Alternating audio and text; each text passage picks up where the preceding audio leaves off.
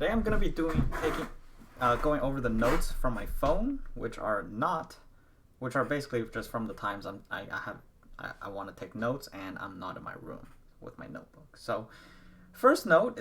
So this is actually pretty old. A long time ago, I watched the episode of Diary of a CEO with Neil deGrasse Tyson, and Neil told a story about how he prepares a lot. So when he was invited to some guy's podcast, he watched the podcast beforehand.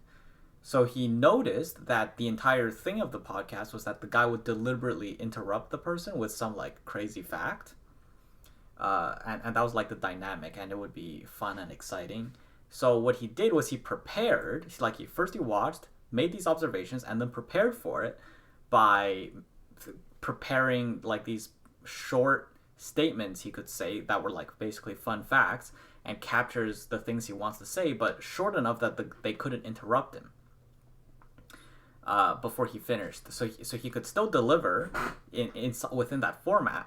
And he did that, and then it worked great. So then he would give his short, as he called it, bite-sized fact or something, and then the guy would miss the chance to interrupt his long thing, and so you would get all these exciting little moments where he says his fact, they make their comment, and then after the show, they told him that they felt that it was great, and they called him a natural. And the point is that when you see someone do something very well and you go, oh, you're so talented, oh, you're a natural, if you look at someone give speeches, that doesn't mean he's a natural at public speaking. It could just mean he's tried it a lot and practiced a lot. It most likely means that, in fact. So my favorite part of this story is that right after, like 20 minutes later during the podcast, Steven said, called him, was starting to say, I don't even know if you know this, but, or I don't even know, you might not even be doing this on purpose, but as you speak, your answers just flow very well.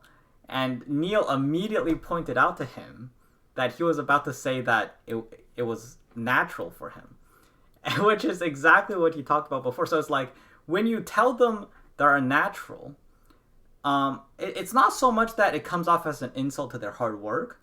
You can take it that way if you want, but you can also take it as a compliment that your hard work achieved exactly what you wanted. But the point is, even being presented with this backstory, Steven still almost said that exact thing to him, which I think is very funny. It makes it very...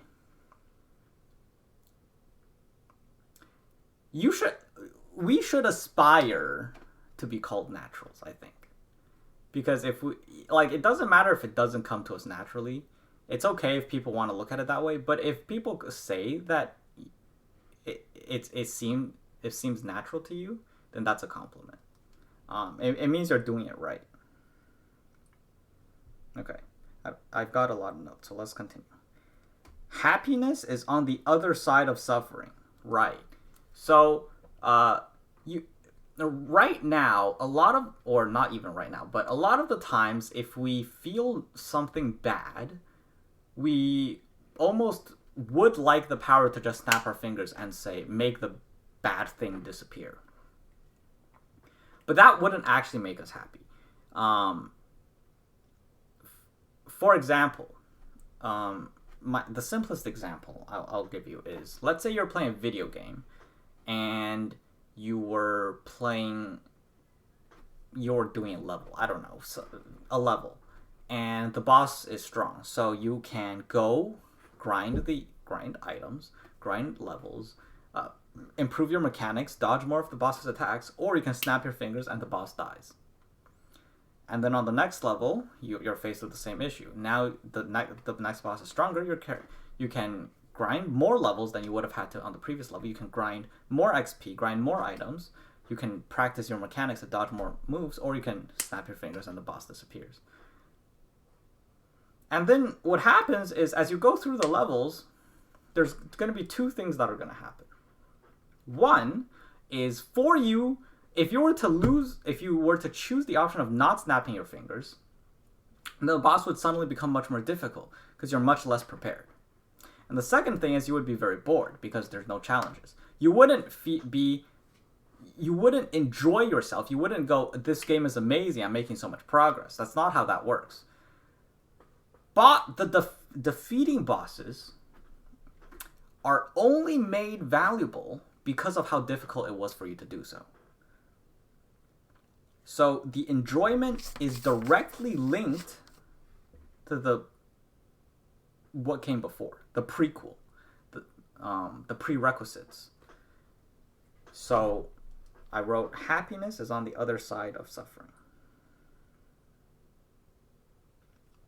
But that, you should also choose your suffering carefully, of course. Because this is complicated, right? But let's say you quit smoking, hypothetically. Or let's say you were an alcoholic and you quit drinking. You feel much better about the fact that you probably, in theory, right? You would feel much better about the fact that you don't drink than someone who doesn't drink, who's never drank. But that doesn't actually put you further than your starting point, right? It's like you undid the challenge you introduced. So my proposition is that, obviously, if you give yourself detriments, you should try to undo them, which is kind of like me. I have many bad habits too. I'm just using alcoholism as an example. But the less bad habits you first adopt, then the more you move forward when you solve problems. Whereas if you have to solve so many problems you make for yourself, then you're like uncreating problems you already made for yourself. So it's like rather than moving forward, you're unmoving backwards, right? If that makes any sense. It's not a real word, but you get what I mean. So anyways, so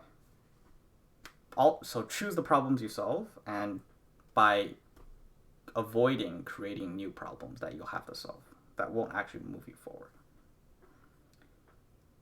But if you've already created them, you should still solve them. Anyways. Okay.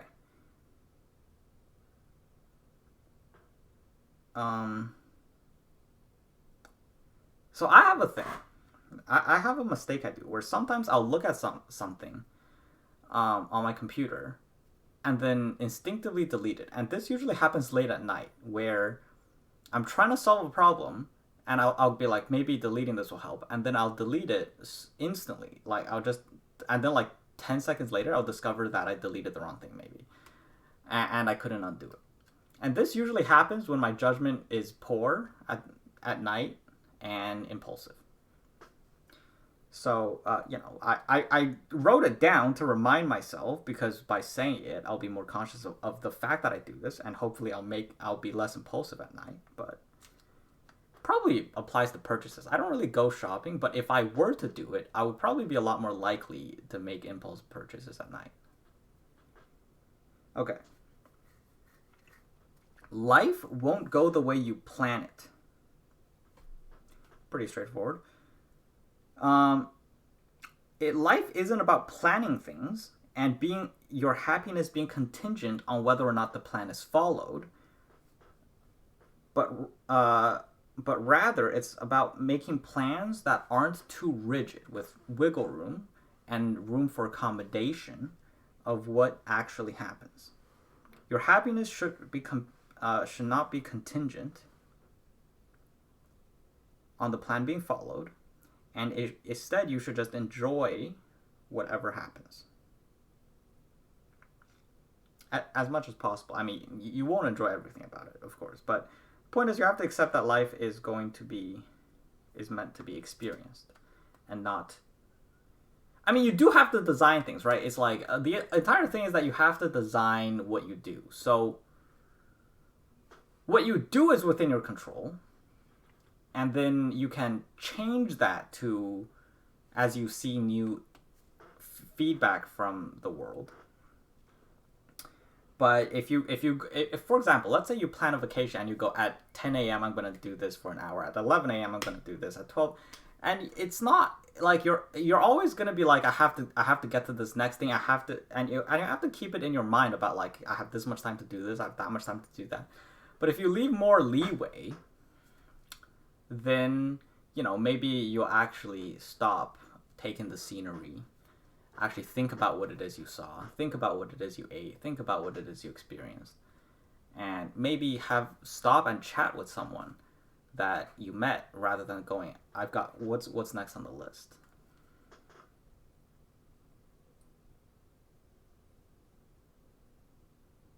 Okay. You are more careful with other people's stuff. So if you well, this should be actually. I mean, some people aren't, but you should be. And the reason is because if you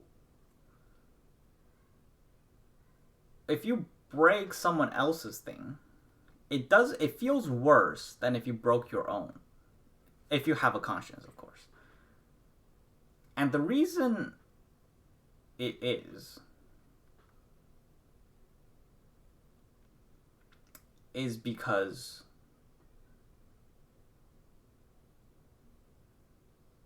you feel like if it was yours, then it's a consequence that you bear for your own actions. But if it's someone else's, then they have to bear consequence for your mistakes.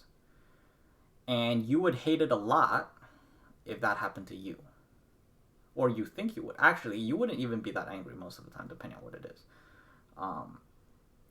As long as, they fix it or give you a new one or whatever. But it's this idea, I think, of almost like a responsibility you can't decide that your replacement is going to be sufficient. I don't know how to say this. I don't actually know. Okay, I haven't really thought this one clearly, or what the point is. It's just an observation, and I wrote it down.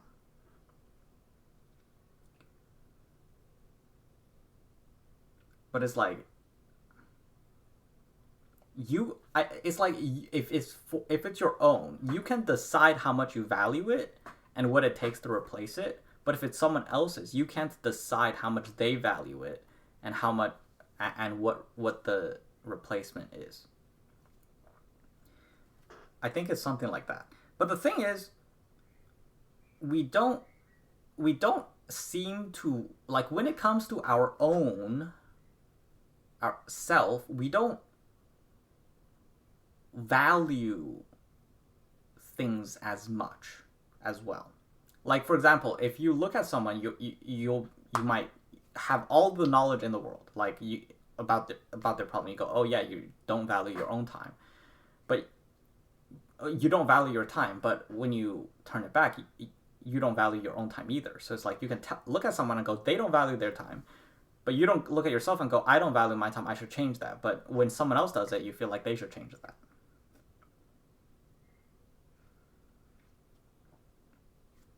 I don't know how to say this. Anyways, plan for the unexpected does not mean to cover every possible contingency. It means to accept that you'll be ready to improvise. You can have plans, but you'll always need to improvise. Just like how when you prepare for a test, you study the topic and do similar practice questions, but you don't know what the questions are beforehand. So you can't. So I think preparing for a test is great because in life, you don't know the questions. You can't expect to say, I'm gonna memorize the answers and I'm gonna have everything like that. That's what it really means to plan for the unexpected, right? It's like if you know the topic so well, like the result is going to be reflective of how well you prepare for the topic that it covers. And it's not going to be how precisely you memorized the answers for the questions you already knew. But we plan as if we know what the question sheet is. And we act as if we just need to answer the questions on the question sheet. I guess. I mean, that's not even a fact. But anyways, that was just a note I wrote about planning for the unexpected. Okay.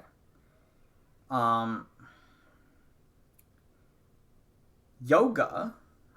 I don't actually know what's up with yoga, but this one is from engineering.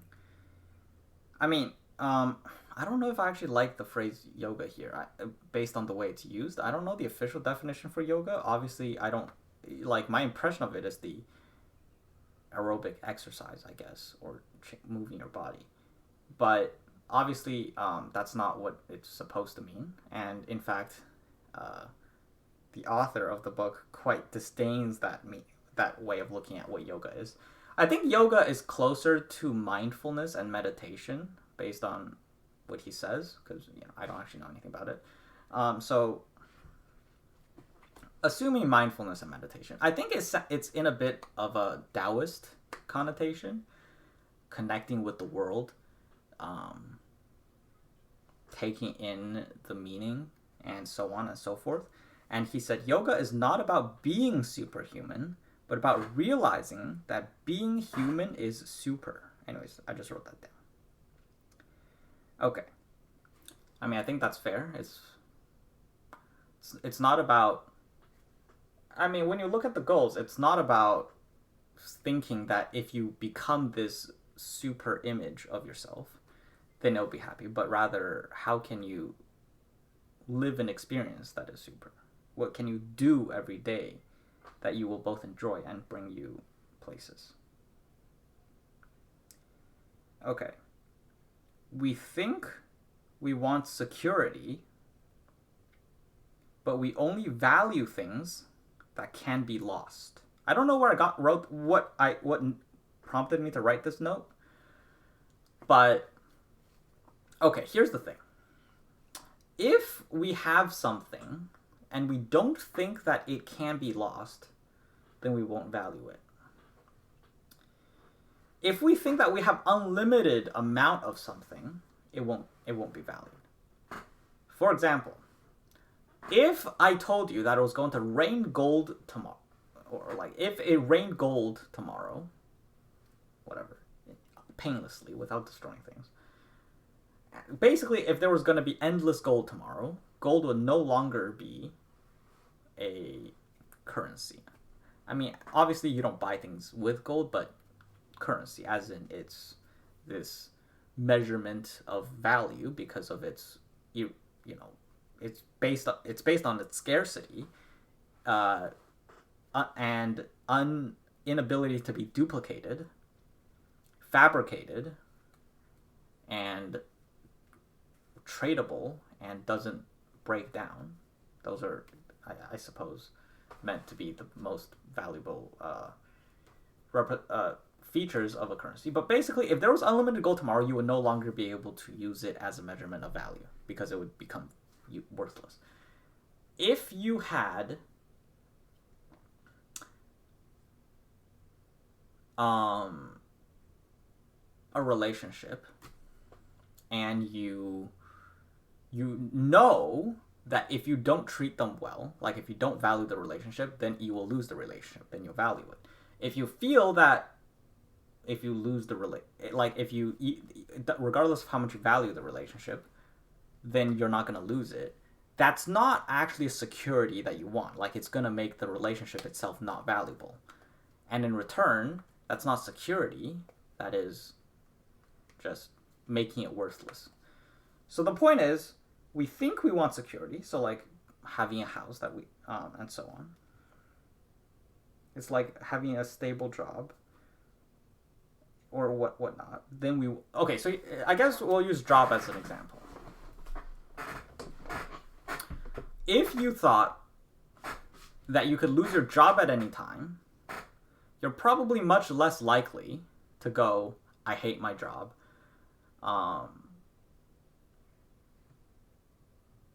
Unless you can find a new one, of course. But like if you were constantly worried about getting fired, you wouldn't be as much in a position to go, I hate my boss, I hate this, I hate that. Now maybe you do, but you would be more concerned about how do I keep my job or how do I find a new job, rather than what are the bad things about this job. Every day that you don't get fired, you're like, okay, I get to make money by doing this today. Okay. So, other things we want security for. It's like,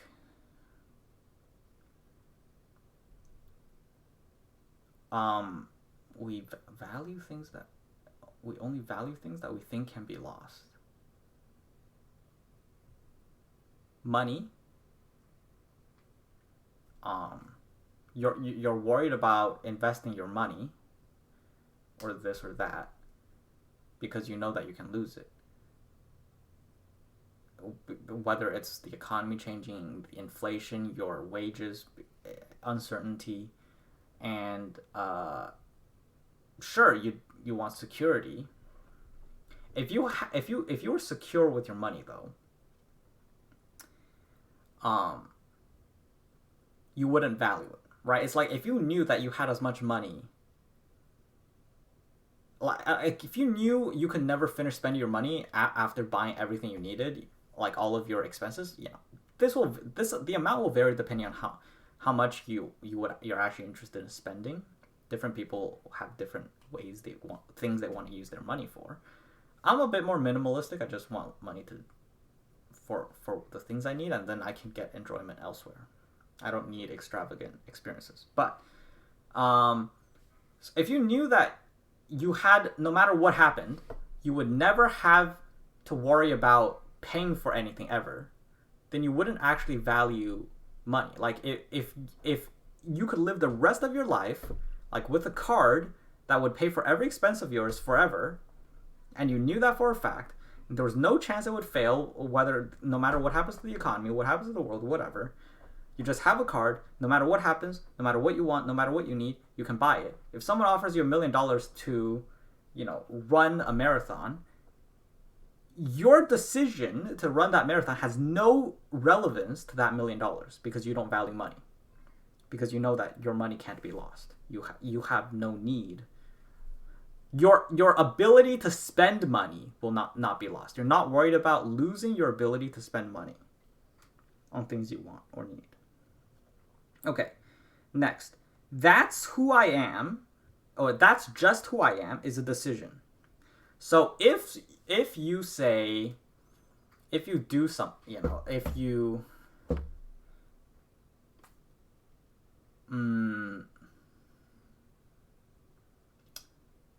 let's say someone says something and you punch them in the face, and they're like, why'd you punch me in the face? And you go, that's just who I am. I hate it when people say that. You decide that. That's not something innate. That's not something immutable. You decide that to be immutable because you're not interested in change that. Or let's say, maybe you drink alcohol once every week, and they say, why do you drink it? And you say, that's just who I am. Now, if you want to drink once a week, that's on you. But you have to say, I decide to drink once a week, rather than that's just who I am, because that externalizes the power of the decision to something that is innate and immutable and outside of your control, as if it was, when it's not.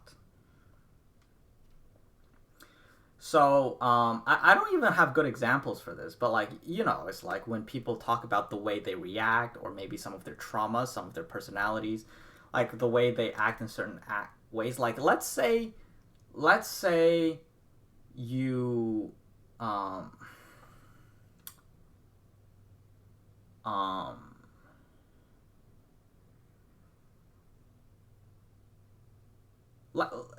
you ended a relationship because you're bored, and then they go, why? And you go, that's just who I am. I can't be bored. Like, that's not, like, you're just putting off an explanation because you want to say that it's outside of your control. Like, you basically just want, or like that's here's the thing. You can say, like, let's say you failed it, or let's say you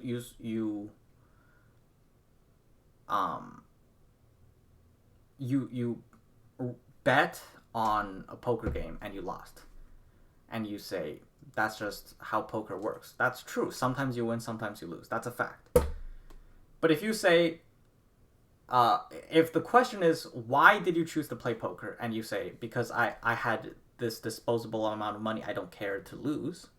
That's a statement you could say. Or you could say, that's just who I am. I gamble at poker. Like, one of those is a choice, and one of those is not. Now, some things you can say, like, I'm gay. That's not a choice. But if you say or like if you're short, that's not a choice. But when people say that's just who I am, that's usually referring to a personality trait or something. By the way, that I misspoke, and now I hate it. Like, the fact that I accidentally said I forgot the not when I was talking about using my gay is not a choice example is actually tilting me. Yeah, no, gay is not a choice. That is what I meant to say. But most of the time people are talking about, like, their personality traits, the way they act in certain situations. And it's true that it's not always their fault, because maybe it was the way they were raised or some trauma. But that doesn't mean it's immutable. It is something that is changeable and can be changed. If you lashed out and then say that's just how I am, or if you got angry, if you get the idea. The way people use the phrase, like, that is a decision. It's not a fact. Okay,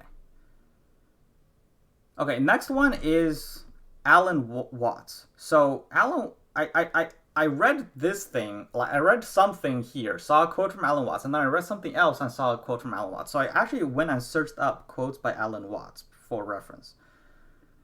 So I'm going to read some of those now, simply because I saw multiple that were good.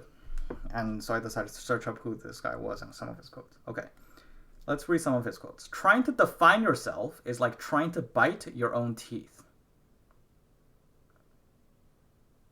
Makes sense. Kind of like trying to make water wet by adding water to it. Makes sense. Okay. Man suffers only because he takes seriously what the gods made for fun. Man suffers only because he takes seriously what the gods made for fun. Yeah, okay, so I actually prefer a different version of this, which is a bit easier to understand, because this one is a bit too... I mean, I agree with it, but it's a bit too vague, I guess. The one I wrote, which is a more recent note, I think I took this note today, actually, is from Habits of a Happy Brain, which basically talks about how a lizard doesn't curse when something bad happens. The lizard does not curse reality and say expect things to be better, and say that the world is supposed to be better, because it doesn't have the capacity to imagine the world as anything other than reality. So it doesn't imagine a better world and then and then expect the world to be that way, and then complain when the reality doesn't match the imagination. Now, you can have this ideal and work towards it, but you can't have this ideal and expect it of reality and get angry when it doesn't match. I mean, you can, you're just going to be miserable. Okay, next quote. We seldom realize, for example, that our most private thoughts and emotions are not actually our own. For we think in terms of languages and images, which we did not invent, but which were given to us by our society. Yeah, so we think that all of our thoughts might be our own thoughts or unique, which are kind of true, but really everything that creates these thoughts is is based on a variety of influences from when you grow up. Like that's just a fact. That's how you can't create something that isn't based off of things you have the ability to have perceived before. Just like how you can't imagine a new color because you've never been able to. It's like if you were blind and someone described to you what a color is, you would never be able to understand it. So it's kind of the same thing with our thoughts, right? It's like colors, we can perceive a spectrum of colors within a range that we've been able to perceive. And the same is true for thoughts. We can have thoughts within a spectrum of the range which we have and are able to perceive. The meaning of life is just to be alive. It is so plain and so obvious and so simple, and yet everybody rushes around in a great panic, as if it were necessary to achieve something beyond themselves. I mean, scientifically, biologically, existentially, yes. Our purpose is to live. That's just... Evolutionarily speaking, that's essentially what it is. Surviving was the main purpose, but now that calories are so cheap, shelter is attainable, hydration is practically free. We now look for other things because we have so much extra time now to think.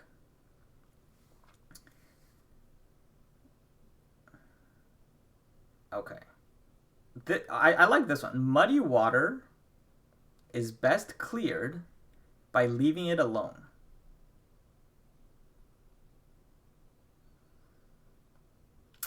I think this is basically along the same vein as you can't stop thinking about something. You can only think about other things. Like if I tell you to stop, not think of a polar bear, you're going to think of a polar bear. But if I didn't say that, you wouldn't have thought of a polar bear.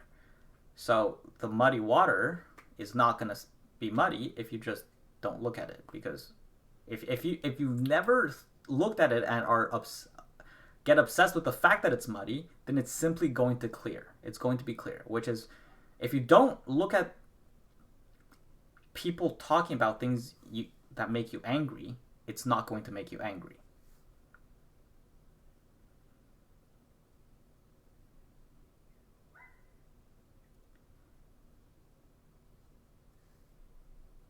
Okay.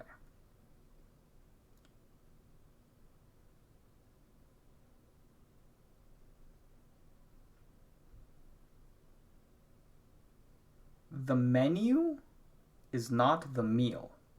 I like this one too. It's short and concise and actually similar to what I spoke about last time. You can look at all of the options, but that doesn't mean you're going to eat it all. So you have to understand, just like when you eat at a restaurant, that when you go and have a menu, you're just going to eat the ones you order. And that's how it is with life. And maybe you can come back. If there's something that you find very appetizing and you want to try, you can come back and eat when you're hungry again. But you only eat so much at a time. Okay, let's go back to my notes. What else?